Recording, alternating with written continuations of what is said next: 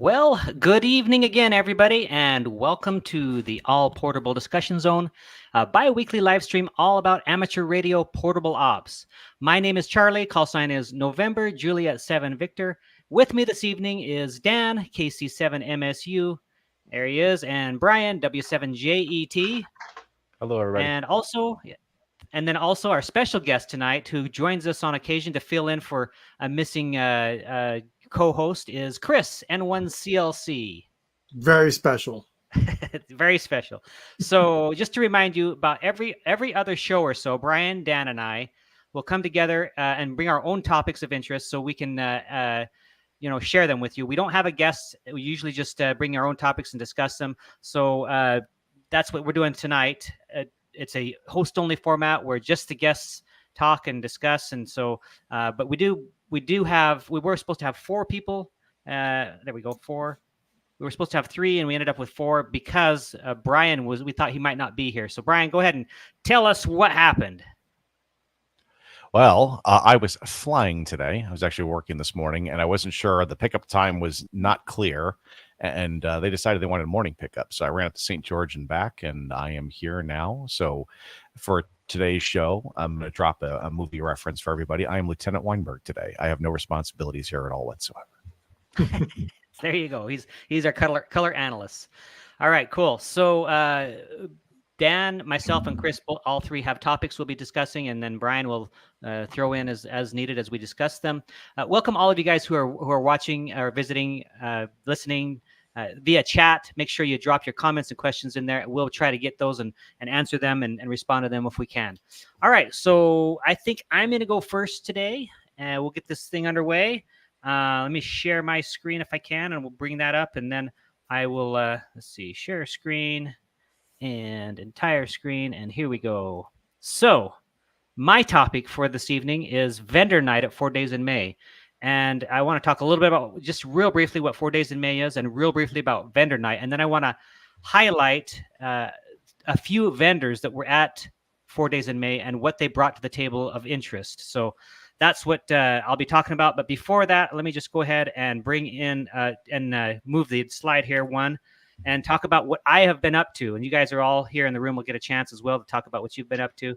So for SOTA activations since we last met, there's quite a list there on, you can see O'Leary Peak, St. Clair Peak, Pentagram, Desert Vista, Mount Doom, RS Hill, Government Hill, Bill Williams, and Three Sisters. That's quite a lot. And then I also have activated Coconino National Forest and Kaibab National Forest at least 3 or 4 times since we last met. The pictured there, Derek W7DLZ, we did a 3 summit activation day that day, and including the Mount Doom activation. And then below is Malin. We did O'Leary Peak. That was a long 10-mile round trip hike up to O'Leary Peak. And so he came down from the Calgary area to visit. And then, of course, my lovely wife, Sandy's there. She's getting ready to do some sideband on 5 watts right there in that picture, sitting down. And we've done 4 summits in the last 2 weeks, so pretty good. So that's what I've been up to, mostly just SOTA stuff. Got back from Dayton recently, and we'll talk a little bit about that. But yesterday, Sandy and I were on Three Sisters, and we happened to be on Three Sisters right in the middle of an X-flare. And so we spent hour and a half up there calling CQ, and we each got 4 contacts. And we were struggling mightily. And you can see the picture. It was basically a complete blackout for about an hour to 2 hours, somewhere in there, over the whole United States. Also, during this event, we were trying to get the Queens of the Mountains, which is a special event. This is the first year of the Queens of the Mountain. And you'll see here, first annual right here on the left of this slide, June 1st through 3rd. So what's going on today as well? Earlier in the morning, yesterday, we were able to do okay. Then we had that X-flare, and then things kind of picked up. Today, it seems like it's doing pretty good. There's quite a lot of QSB, but this Queens of the Mountains, we've got young ladies. We've got young ladies doing SOTA, and they have special calls, W0Q, W1Q, W3Q, 4Q, all the way over to 9Q. Special event call. If you see that call, it is a young lady doing summits on the air. And so it's a really fun event. We were trying to get some summit to summit contacts yesterday, but with that big red blob over the United States, it didn't happen for us. So anyway, that's still going. We also have coming up the Sunrise SOTA Mini Morning Madness. And this is something where we'll be doing this event all through summer for summer bonus points here in the Phoenix metro area. Mostly 2-meter sideband, but occasionally we'll be up early in the morning and we'll operate HF. So if you for those of you guys on the East Coast and early risers, this may be your opportunity to get some West Coast guys on summit in summits on the air. Also coming up, the June 15th is a 6-meter summit to summit event, and this is just a event similar to the Queens of the Mountains and similar to the 10-point madness, except for we're going to try to get some summit to summit 6-meter contacts during this event on June 15th. So if you are interested in maybe doing the same, hop on a summit with a 6-meter capable radio and antenna, and let's see if we can do some summit to summits. And lastly, remind you, in about a month and a half, we have the Support Your Parks weekend. That's July 20th through 21st. And so you'll always want to make sure you plan ahead for those and choose a good spot to camp and enjoy that weekend. So those are kind of the things that I wanted to kind of go over real quick. Now, before I get into a presentation, let me turn it over to the other guys and let's see what they've been up to, and then I will get back to it. So let's go to Brian first and see what he's been up to. Muted. All right, I was muted for everyone who didn't notice that. So let's see. Did a little bit of SOTA. I've been kind of busy doing a lot of stuff around the house, and the work schedule, the contract flying has been plentiful. Plus, with traveling to Dayton and other things, I just haven't been out as much. Hoping to catch the Glorioso here because that would be a new one for me, the FT4GL, but I haven't been able to work them yet. It's just been pretty chill for me. Not a lot going on. Getting ready for field day and some other traveling, and yeah, life's good. That's it, man. Good. Not much. Cool. Made a little guest appearance on the ham radio happy hour. Is that what it's called? That was what we did last weekend, Charlie. Yeah, ham radio happy hour on Jason's channel. Yep. Yeah. Made a guest appearance over there, and that's about it. Okay.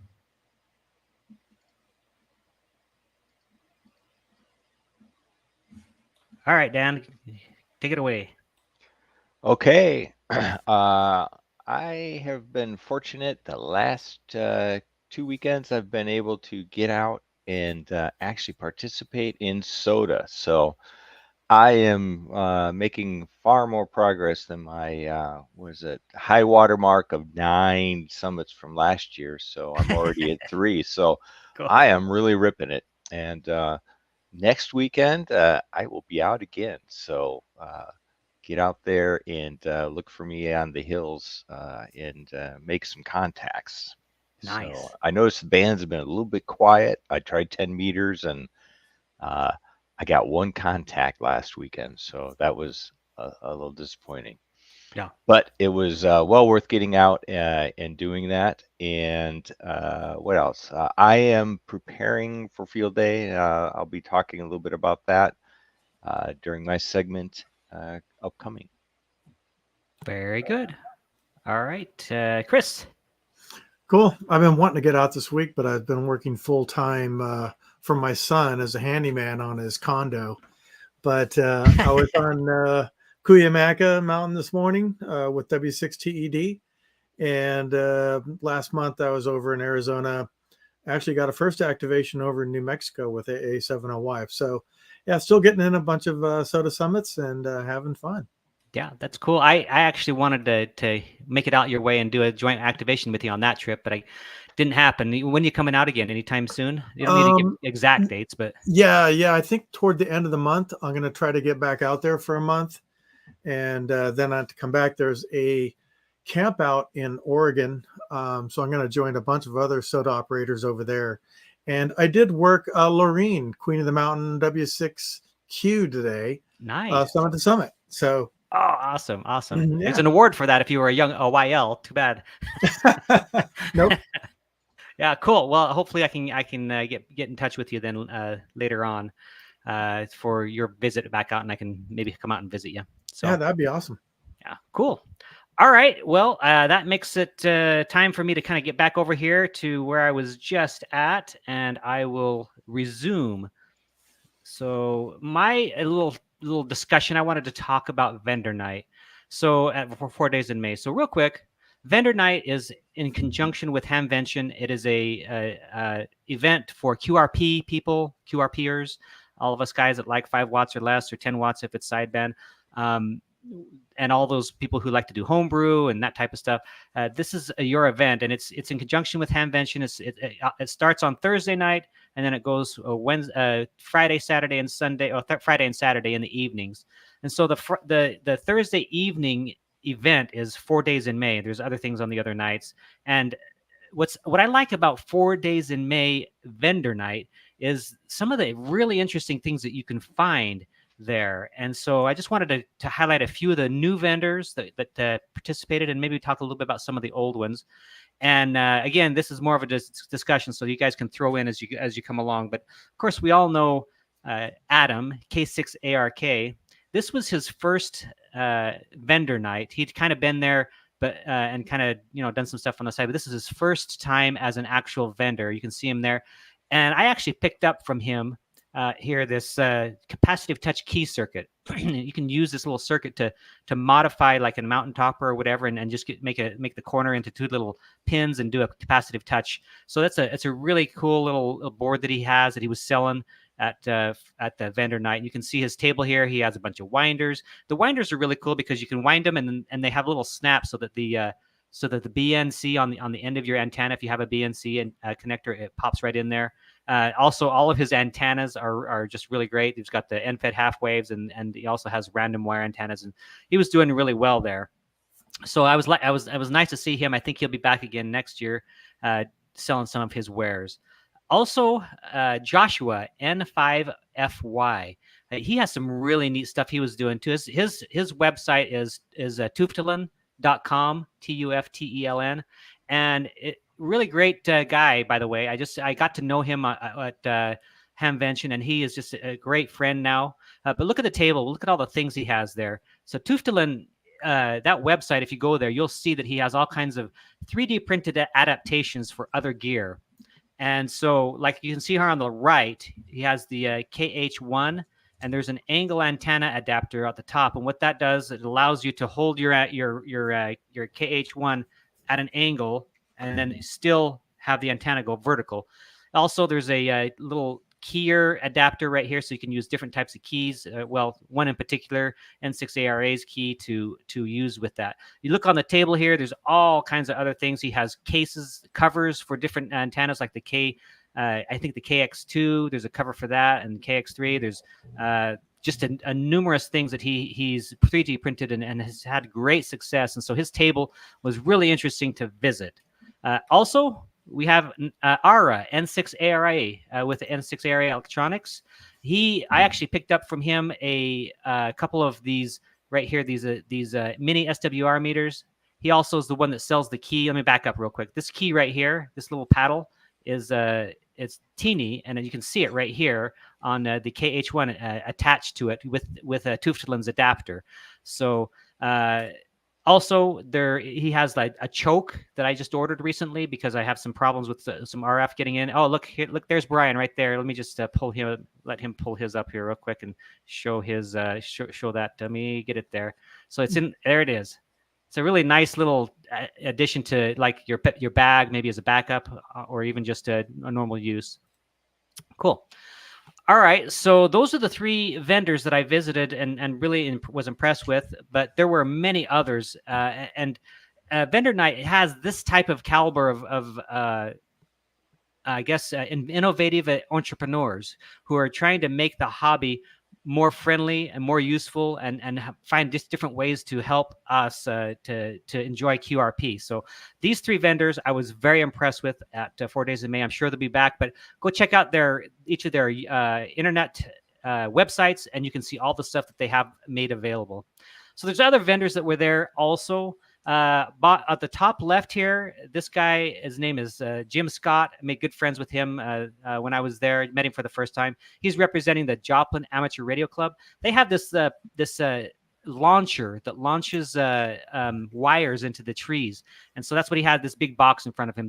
This club, the Joplin ARC, is known for these launchers. And I just, you got to do a search, Joplin ARC, and their website will come up. He also was selling some antennas and other items. It was pretty cool. His table was a good one to visit. Then down below, I think a lot of us know about the 4-state QRP group. They have a lot of really good stuff for sale. A lot of QRP radio kits. So they have transceivers that they sell. Also other little trinkets or things that are helpful. There's meters that they sell, and all these can be built in your shack. And then also Dave Kripe also just created a Morse code paddle that you can build using what is it, PVC material. Over here, QRP Builder. He has also a bunch of just really cool kits that you can build, transceivers and meters. And then, of course, up at the top right, QRP Labs. That's of course Hans Summers with the this is the QMX Plus that he has in his hand right there. And then QRP Me, that's Rex Harper. He's always selling kits as well. So all these vendors, can you imagine going to a place where you have all kinds of vendors, multiple vendors selling homebrew kits or just transceivers or different types of things that you can use with your equipment to go QRP and operate. It was a great time. I wish I had more money to spend on all these vendors. And so, but that's pretty much what I wanted to check with you. And that right there, that's Farhan. He does the BitX. So that's what I had. Any discussion on that, guys? That looks like a lot of fun. Yeah, it was a lot of fun. Actually, the best part about Vendor Night was the social part. Believe it or not, I counted tons and tons and tons. Probably every YouTuber that I actually know was there that night. It was amazing how many. I haven't seen that many YouTubers in one place ever. It's amazing how innovative people are in that particular group as far as coming up with things to solve problems and new types of equipment and stuff. So it's a really cool looking group. So I'm looking forward to being able to see that next year. Yeah, hope. Yeah, Dan, you're coming next year. Yep. Right. Yep. All right. Better. Yep. Cool. I got to show up there sooner or later. Yeah. All right, Dan, why don't you take it away? Okay, fair enough. Let's see here. I am in the throes of Field Day. Field Day is one of my favorite events. And let's see here. I guess I can share a quick screen. Share screen. Let's see if we can share one. And let's see here. Share an entire screen. Let's share this one. Okay. So, Maverick, this is from our one of our field day announcements that went into our recent newspaper that we have for the club. And we've been participating in field day, since the 70s. And we currently go up to a place here in Arizona called Lost Eden, which is pretty close to Flagstaff. It's way north of Payson. It's a great place. It's a nice location. And we've been up there, 8 years probably, Charlie? How long have we been at that site? I don't know. It's at least 5 that I can count. It might have been. Yeah, so it's been quite a while. We're very fortunate that we typically get a good 30, 35 people anyways that come up. So we're very happy with that. We do some raffles. We kind of changed things up this year. So some of the stuff that we're raffling off are primarily like t-shirts this year, as well as a chameleon antenna. So we've got a $5 raffle that we run for that. And this year, the free stuff we're giving away is to encourage people to come on over and operate some of our club radio stations. So if you operate an hour, you get thrown in on that. So that's always a lot of fun. So this kind of posted out a schedule of our events for what's going on. We kind of observe a little bit of a picnic time, even though we don't share food any longer due to the great apocalypse, I guess I'd call it, of 2 years ago. So we don't share food anymore.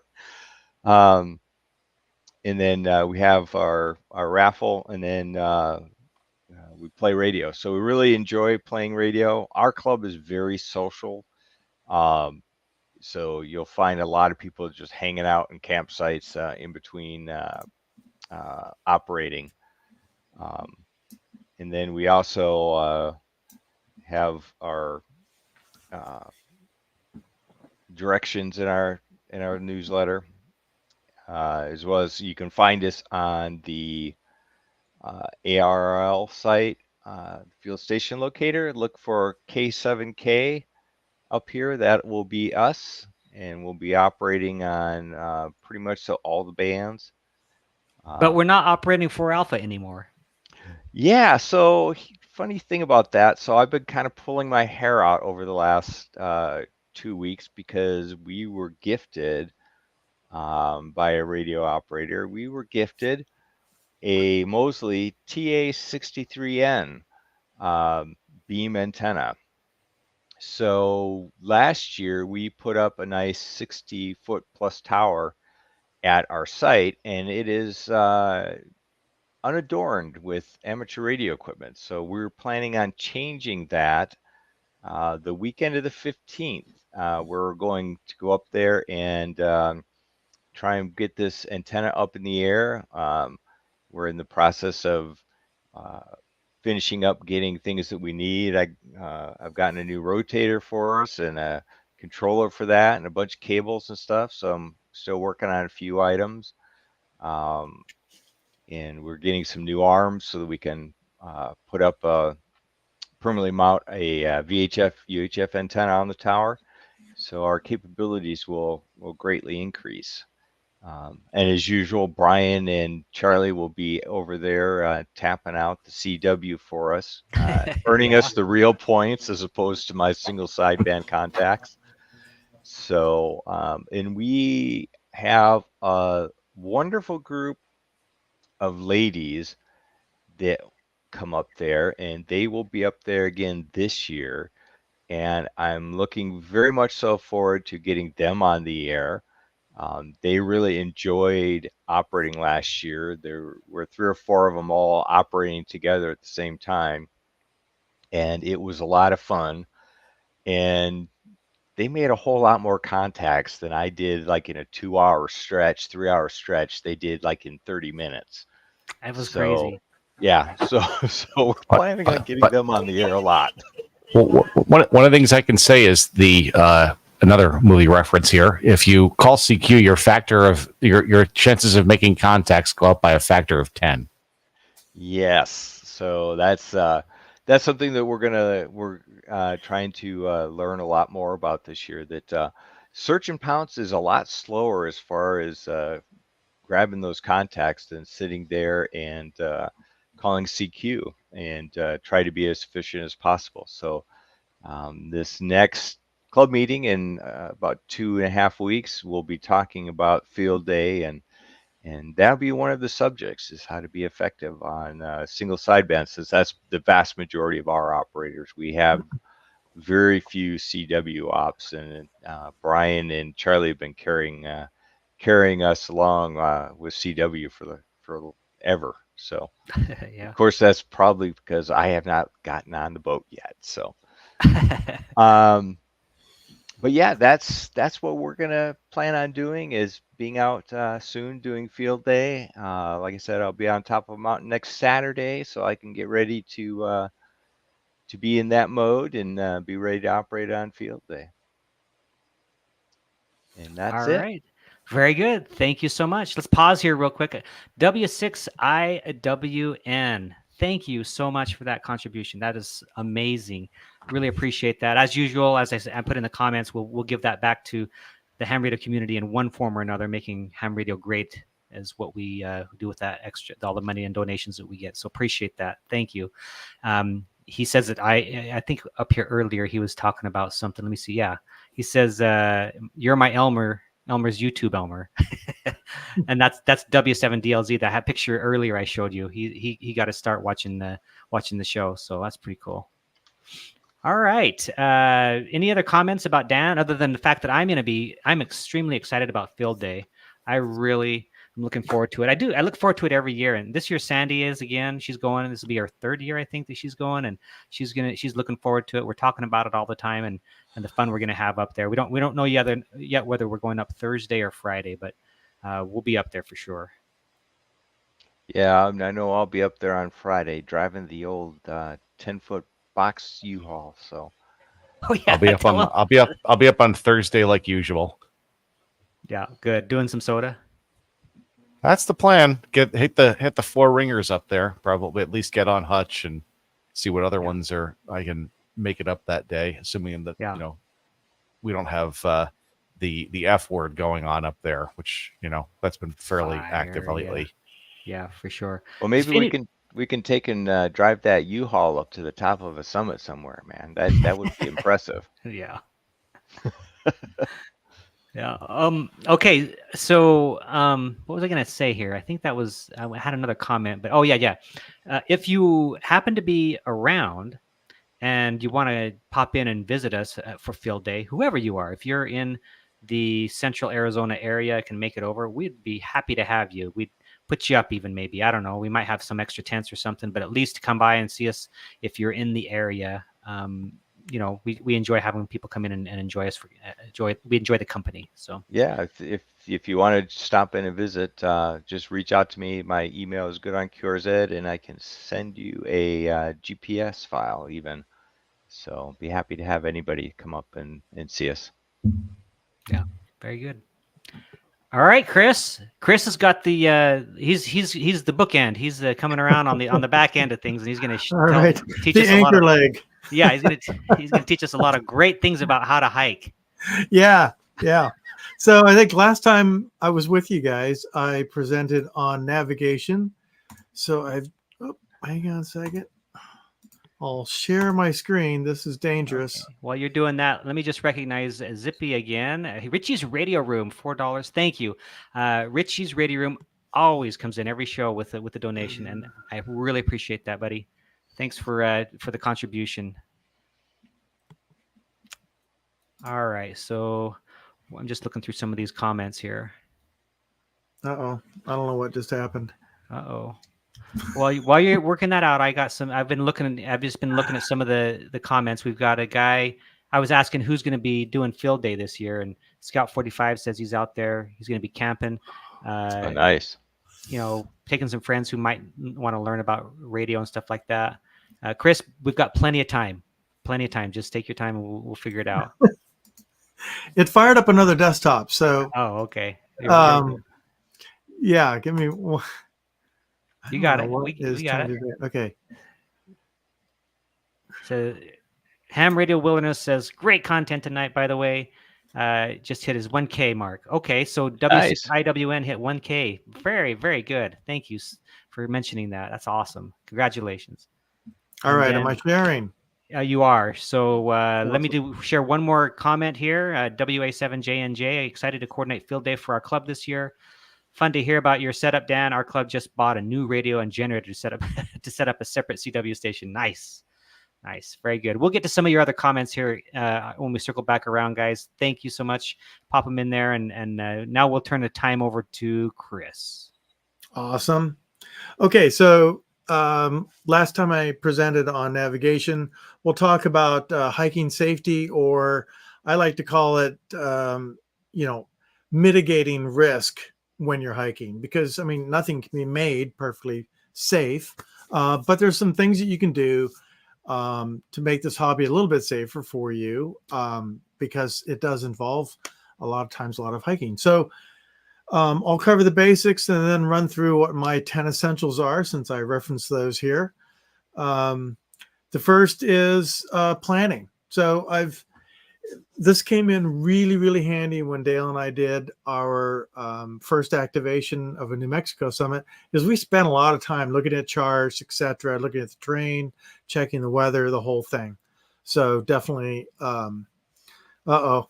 I was wondering if you'd see Thanks, that. Adam. And then, using your mapping software, whatever I use, Gaia GPS, but there are some other really good ones out there. Prepare. So one of the things I always carry is extra layers. We'll get into that more, but extra water if you can. Adam's great for carrying like an extra gallon of water to Whale Peak for us a couple of years ago. And he had probably twice the amount of weight as us, and he was at the top of the summit probably a half hour before us. I'm not sure. But yeah, preparing, getting your stuff ready. Tell others where you're going is probably one of the best recommendations. I generally tell this search and rescue guy that I know where I'm going sometimes, because he's probably going to be the one that's going to have to come out and get me when I get lost.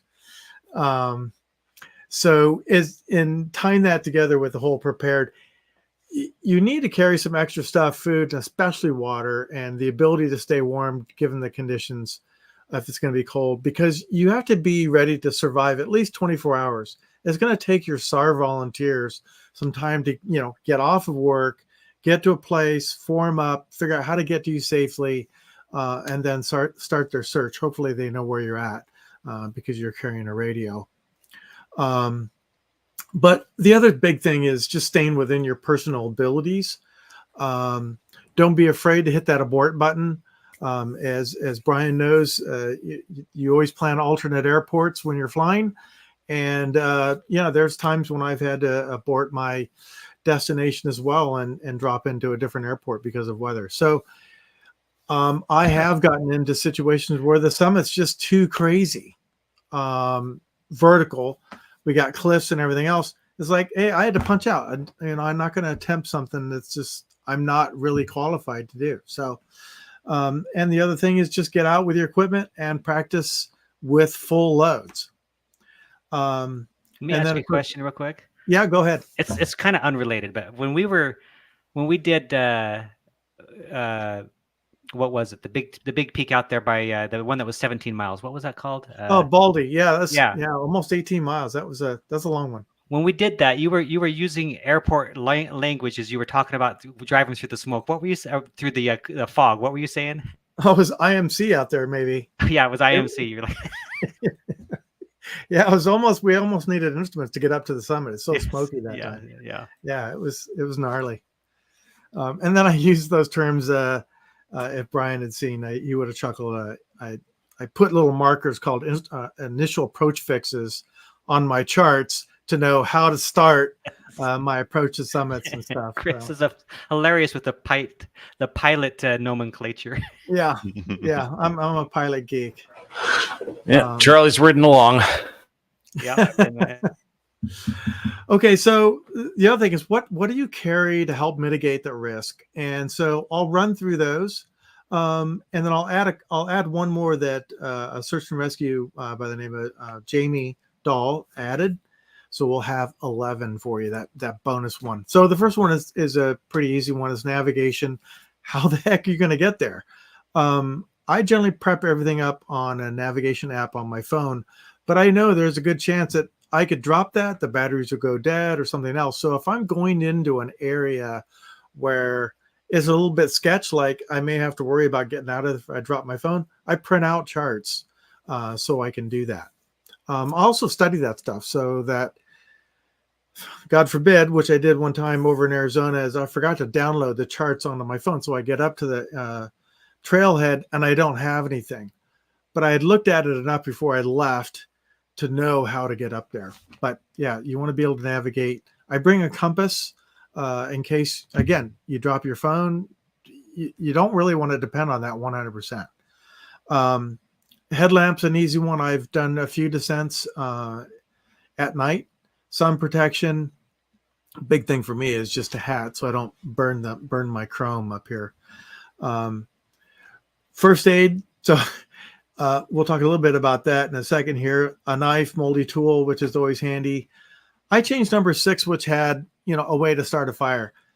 I really don't want anybody thinking they should have to start a fire ever. It's especially in Arizona, it is so dangerous to start a fire. It should be your absolute last resort, starting a fire. You could throw that in there, but I threw in comms. We all carry radios. This is an easy one for us.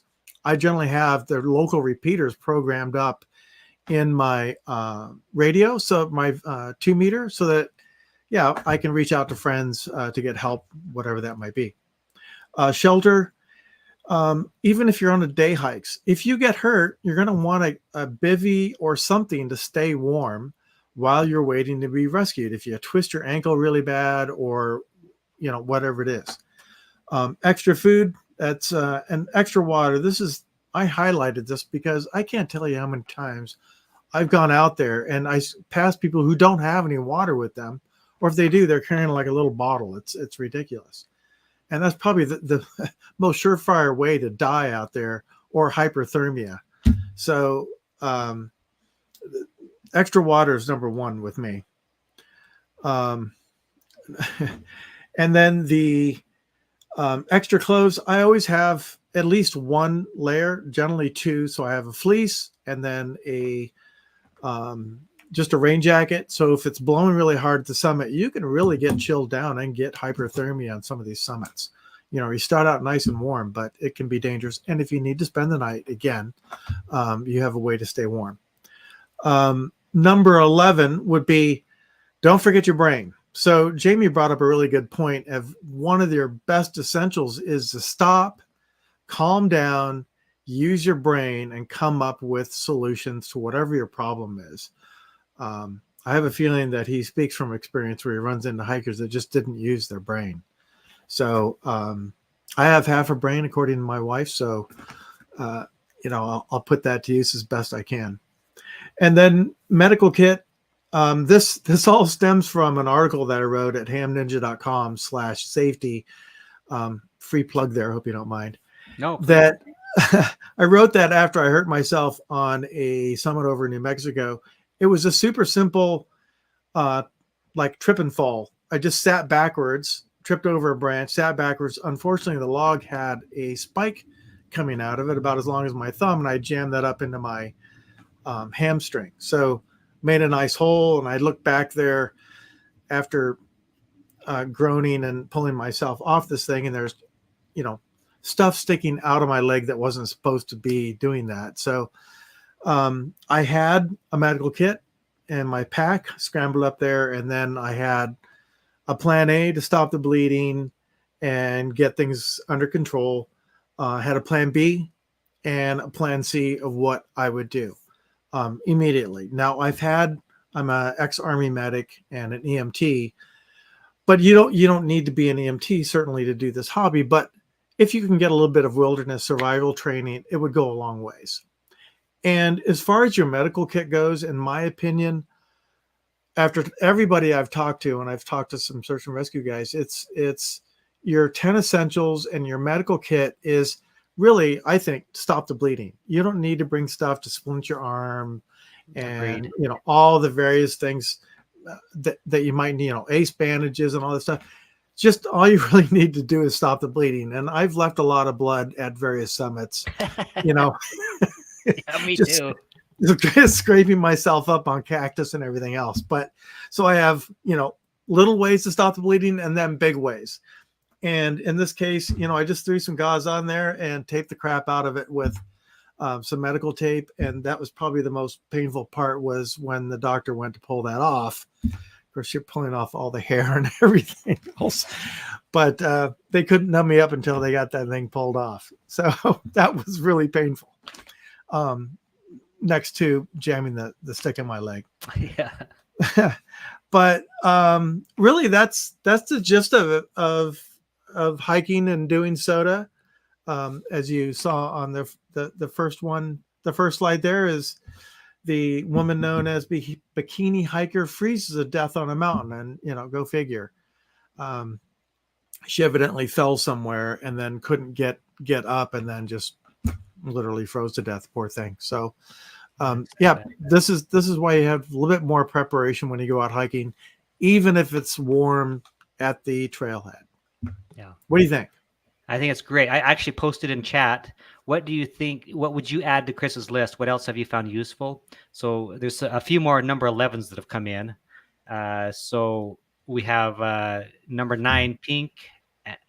I don't know what that means. Pink and I come across. Oh, pink. Yeah, hiking a hammock. Sorry. Yeah, pink is his companion. I come across a lost photographer in the AT, and she had no water, no cell service, and no idea where she was. So we gave her water and pointed her to the trail. Yeah, thank you. This is the way, right? Yeah. It's nice to have extra stuff where you run, especially if you're on busy trails. Gary, a good friend of ours, K7UOU, says that APRS or another way of pinpointing your location. So that's good. Yeah, is that on there? Yeah. So I don't think so. I do carry. I mean, you GPS, have right? your GPS unit, and I carry a little sat inReach sat tracker plus communicator, which can be very handy. Cool. Adam says he takes an analog signal equipment like a mirror and a whistle. Very good. Yep. I do that as well as an analog compass. I do that as well. Handy. That has come in handy. Yeah, I do too. Yeah, I got the mirror. Hopefully, never need it. Yeah. Poop tickets are important as well. I was wondering if you didn't mention poop tickets. They are important, and I have forgotten them a time or two, and it wasn't pretty. So both cold and or panic decreases IQ. Okay, that's true, right? It does, yeah. Or pain also kind of decreases IQ pretty quick as well. Yeah. KD7DUG says he likes to take a glow stick, a small mirror, inReach, and a whistle. So kind of the mirror and whistle is a common theme, as well as some sort of a GPS pinpointer. Mm-hmm. The inReach kind of does that, I think. Yeah, it does. All right. And then also... Yeah, I carry three chem lights. Those are good to have. Yeah, I've never thought about carrying that. That's a good idea. Chem lights? Yeah, chem lights. People call them Siloom sticks, glow sticks. You know, the things we played with when we were kids, but they're good for attracting attention. Yeah. All right. So we have W6IWN says a whistle built into this pack and a laser. Wonder what that would be used for. I guess a signal, I suppose, right? If it's powerful enough, you could signal and start a fire. There you go. I was just going to say, starting a fire. I have a very powerful down those bugs that are attacking you.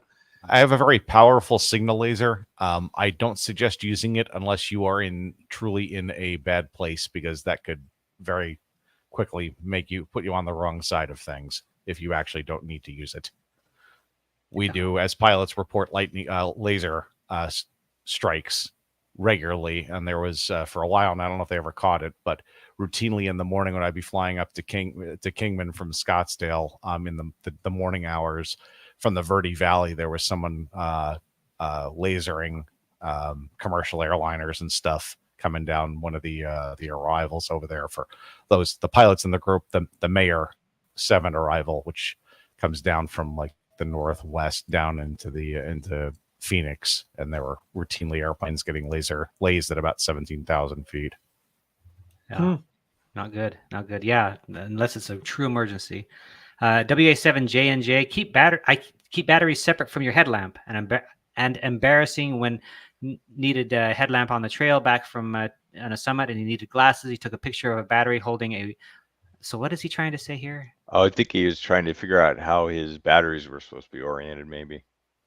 He kept batteries separate from his headlamp, and embarrassing when needed a headlamp on the trail back from summit and needed glasses. Took a picture of the battery holder with the phone and then bought reading glasses. Yeah, okay. All right. And I carry the lithium ones. They seem to last longer outside of the devices, and of course they don't leak and cause problems. But you're guaranteed when you pull your flashlight out when you need it, you're guaranteed it's going to be dead. Yep. I agree. Who else carries moleskin was the question that the VE VE5SAR asked, and then Adam says you how do you pronounce that? Kinesio tape and tincture of benzoin. That I actually always carry a tincture of benzoin in my pack as well. I can't pronounce it, but I can use it, and it's what I use when I get big blisters and stuff. So yeah. And the tape, though, I don't bring the tape along. I just put, I don't know what I put over the top of the tincture. I've got a small bit of Leuco tape I'll bring if I start to get a really bad blister. Speaking of, Hiking and Hammer says Leuco tape. Yeah. Yeah. I don't know. I have always been very fortunate. I've never had blister problems. And I'm one of those guys that just hike in white gym socks, cotton gym socks. The worst thing you could probably do. But I don't know why. I've just been really lucky that way. I know now this coming up weekend, I'll probably pay for that saying that statement, but yeah. Another comment. VE5SAR says that the Starlink is probably going to get approval for cell service this fall, and so it'll help with coverage for a ton of people. Here's one that sometimes I wish I have bear spray, but he says bear spray learned a lesson when needed it and it wasn't easily accessible. Yeah, that's usually when you start adding to your list, is when you need something that you didn't think you needed. Yeah.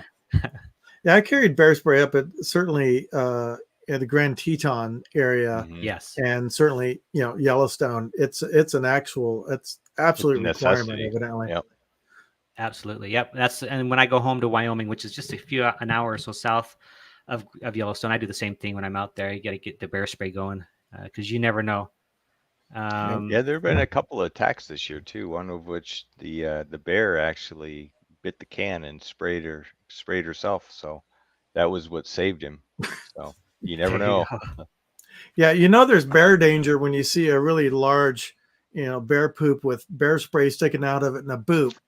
Maybe you ought to head the other way. Yeah. Hiking and Hammond on poop tickets. Some trails parks are now requiring you to pack your own poop. That's been the case for a while now. Good idea to have a wag bag. Yeah, I've been to places where that's been a requirement, so that's a good point. And tongue in cheek, a rescue chopper wouldn't mind. It wouldn't. Yeah, a rescue chopper. There are laser flares that are safe for optical signaling on aircraft. Oh, okay. That's what I have. It produces a line rather than a dot. Yeah, that's cool. Yeah, this is one that I have, mosquito netting for a hat when you need it. You need it for gnats as well. Well, I need it for the bees, Africanized bees. I carry it for that purpose because Africanized bees will get in your ears and eyes and mouth and nose, try to get into those spots, and it's just Well, you can safely dance that way, right? You can dance without getting stung that way. Yes, the bee dance. Yes. Oh, there's Brian's. Yeah, he's got it. He does the same thing. Yep. That's what I got right here. My little bee hood. Yeah. I needed that today. We had these like horse flies that were literally biting me. It was very frustrating. Yeah, I was just on a peak recently where, it was very bad with the gnats and stuff like that. It was St. Clair Peak. But the fire went through there and didn't get St. Clair, but it got everywhere else. So I'm sure the smoke blew them out. So not a problem now. It's good for ladybugs too. Yep. All right. Well, let's shift gears for a minute. We've talked a little bit about the safety hiking stuff. Let's see if there's any comments on field day. I asked who all was going to do field day, and I mentioned that Scout 45 said he was going to. Let's see who else was going to do that. So WA7J&J says excited to coordinate field day for the club. I actually already read that one, and I think that's it. Just a few people, I guess, are going to do field day. So then I didn't get a whole lot of questions on the other presentation, mine about vendor night. Of course, I don't know, Adam, were you here when we were talking about vendor night? I highlighted your channel, so hopefully you saw that. But any other questions from the chat or any other things that you guys want to mention tonight on the topics? I just want to say for field day, it's a great opportunity to, without much pressure, go to a place. If you're new to ham radio, you can really go to field day. Usually you can find a place that they're very, our club anyway, is very welcoming.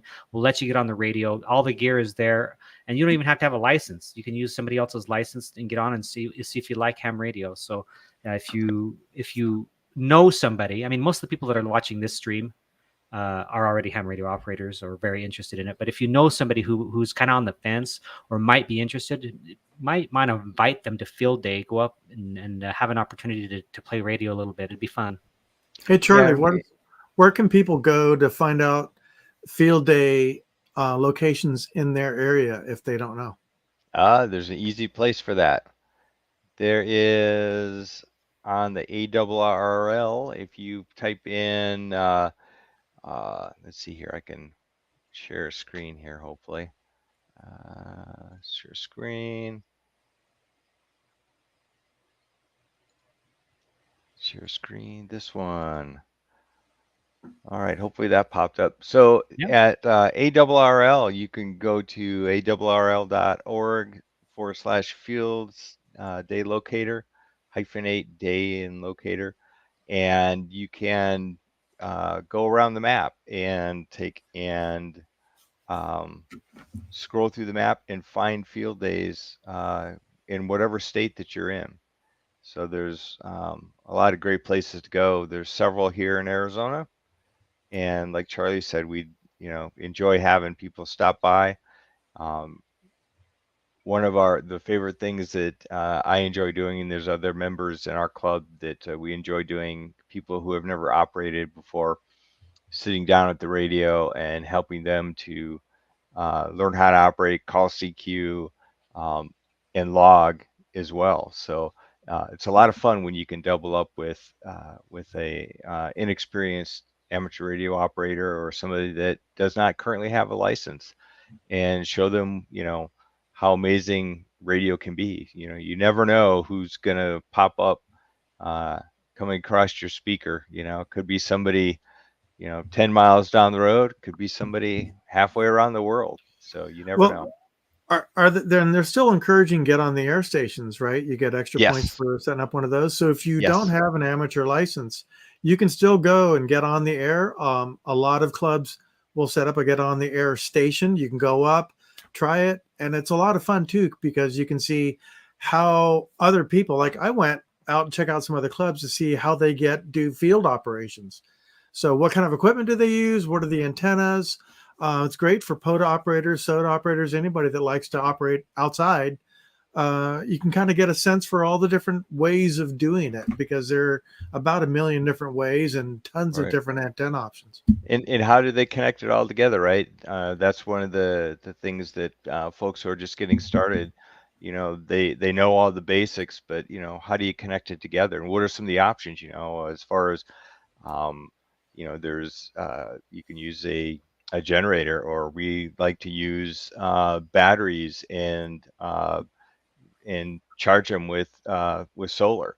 So there's so many different options out there, and you can, the nice thing about field day is you can go learn what other people use and how to implement that, or you can come out to field day and try your new equipment out and see how to connect your own equipment together. How well does it work? And then think about, hey, how can I improve for next year? Are you guys going to have a digital station set up, Dan? We have the capability to do digital. We do want to encourage our folks to do digital. So one of our club stations, we will have digital available for it, as well as CW. If you want to run CW on one of our club stations, you can. We'll just coordinate with Brian and Charlie and get you on a different band where they're not currently operating. Or you could just join us. It's fine too. Or you could join them down there. Yeah, we're kind of out. We're kind of off away. They're outcasts at the end of the place. So, but it's really nice. Like for our location, we have better than 30 acres in the forest that we operate on. So we can spread people out all over the place. So it's really a great adventure. It is. VE5 SAR says most underrated feature of field day, showing you what you'll be buying next year. Yes. Yep. Cool. All right. Well, we'll let me talk about one other thing then, and then we will give everybody a chance to go and tell what's up next. So, Chris, though, first of all, are you doing field day this year? I'm not. I'm probably going to join someone else doing it possibly. Okay. I'm not sure what's going on that weekend, but yeah, one year I just went to like 3 different field day deployments just to see how they did it. There was even a group out there that they were flying a balloon with an antenna on it. That was Oh yeah, I've Yeah. seen that. I've seen some crazy stuff at field day for Yeah. sure. Yeah. Yep. Okay, so guys, Brian's working the CW right now, it sounds like. So anyway, he's sending my call sign.